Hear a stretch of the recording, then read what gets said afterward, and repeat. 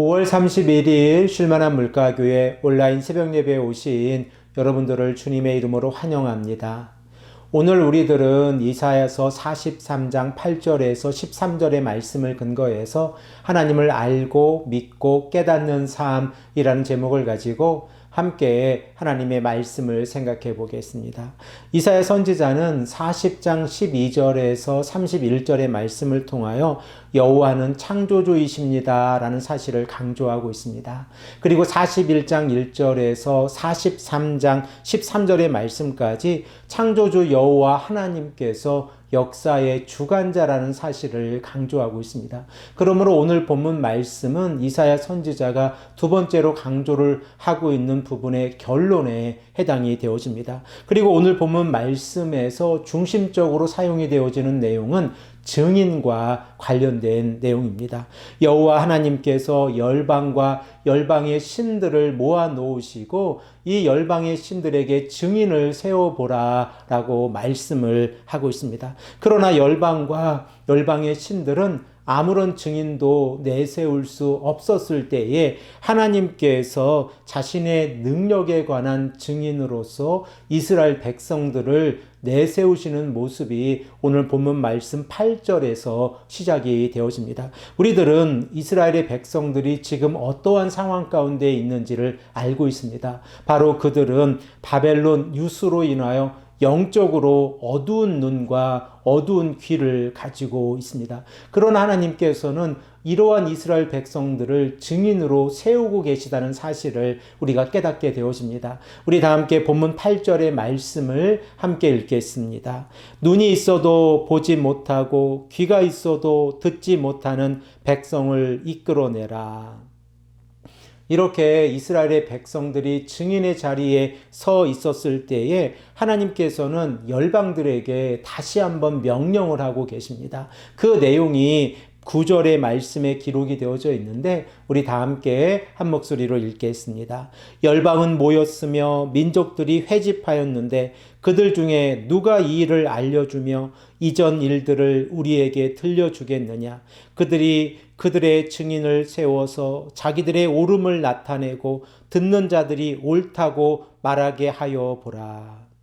먼저 9절의 말씀 가운데에서 번역되어진 내용 가운데에서 이전이라고 하는 이 한자의 의미는 과거의 의미를 나타내기도 하지만 현재의 기점에서 미래에 관한 내용을 나타낼 때에 이전이라고 하는 이 한자를 사용하고 있다는 사실을 우리들은 개역 개정 성경을 통하여 알게 되어집니다. 그러므로 하나님께서 열방의 신들에게 요구하고 계신 내용은 열방의 신들이 미래에 관하여 예언을 해 보아라 라고 말씀을 하고 계신 것입니다. 그러나 미래에 관하여 알 수 있는 분은 오직 여호와 하나님 한 분이라는 사실을 우리가 말씀을 통하여 깨닫게 되어집니다.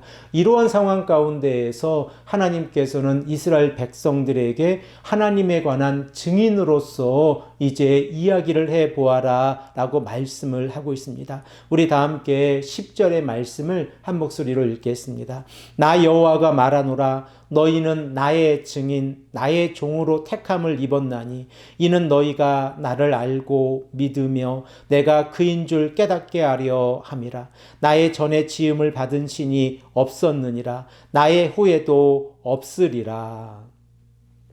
하나님께서는 열방들 앞에서 이스라엘 백성들의 영적인 무지를 드러내기보다 이스라엘이 하나님이 누구이신가에 관하여 증언해 보아라 라고 말씀을 하고 있습니다. 그리고 하나님께서 이렇게 이스라엘 백성들을 증인으로 세우신 이유를 우리에게 말씀하고 계신데 그 이유를 생각을 해보면 이스라엘의 백성들이 하나님이 누구이신지를 알고 믿고 깨닫게 하기 위해서 이스라엘 백성들을 증인으로 세우셨다고 하는 사실입니다.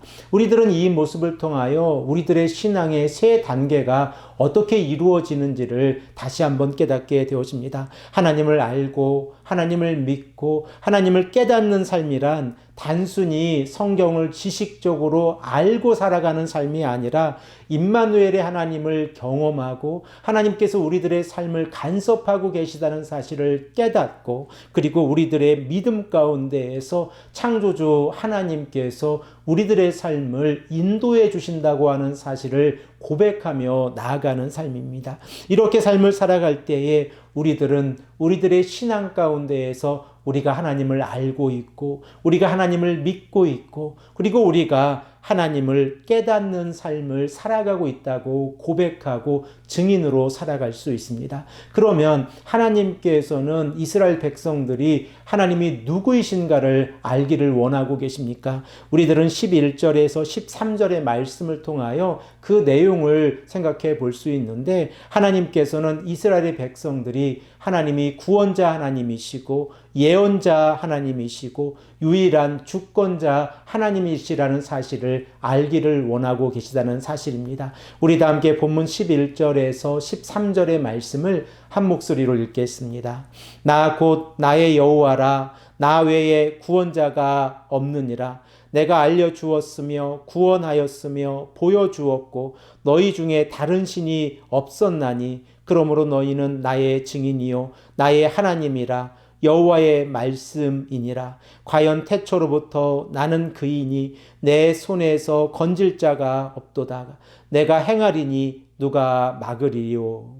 사랑하는 성도 여러분, 우리들은 하나님을 어떻게 이해하고 있습니까? 우리가 구원자 하나님을 믿고 있고 그리고 우리들의 삶의 유일한 주권자 하나님이라는 사실을 우리가 고백하고 있다고 하면 하나님께서 우리들의 삶을 인도해 주시고 우리들의 미래를 하나님의 길로 인도해 주신다고 하는 사실을 깨닫게 되어집니다. 비록 지금의 현재의 삶 가운데에서 하나님의 말씀에 순종하지 못함으로 인하여 물과 불의 위험 가운데 있다고 할지라도 임마누엘의 하나님께서 우리들을 버리지 아니하시고 인도하고 계십니다. 그러므로 우리가 창조주 하나님을 알고 역사의 주관자 되시는 하나님을 믿고 깨달으며 나아갈 때에 하나님께서 오늘의 삶 가운데에서도 우리들의 삶을 인도해 주시고 지켜주실 줄로 믿습니다.